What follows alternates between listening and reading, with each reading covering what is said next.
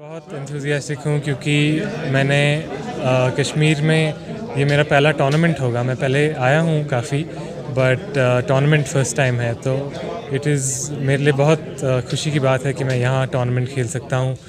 और huge thank you to JNK tourism and royal springs golf course की ये tournament हो रहा है हमारे लिए। कि आपके पास इतना सीनरिक जगह है और जो गोल्फ कोर्स बने हुए इतने अच्छे व्यू पॉइंट्स है और खेलने के लिए, और उससे ज़्यादा इंटरनेशनल स्टैंडर्ड गोल्फ कोर्स है, तो यहाँ पे हर जगह पे नहीं होता है। तो ऐसा गोल्फ कोर्स हर जगह पे हिंदुस्तान में नहीं है जो कश्मीर में है, जैसे रॉयल स्प्रिंग और पहलगाम।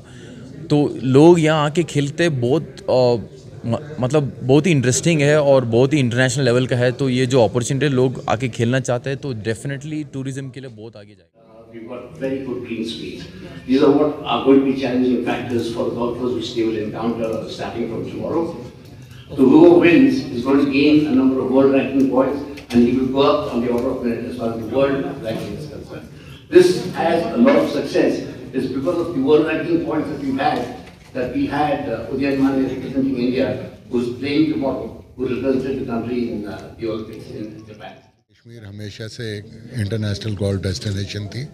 जब ये इंटरनेशनल गोल्फ कोर्स बना तो it was developed to have a role in international golf, क्योंकि इसकी लोकेशन, इसकी डिज़ाइन जो रॉबर्ट ट्रेंट जोन्स 2 ने किया, it was done for a international level. It is a international golf course और इसकी वजह से ऐसा भी होगा कि बहुत लोग इस पर खेले भी हैं और अब खेलेंगे भी।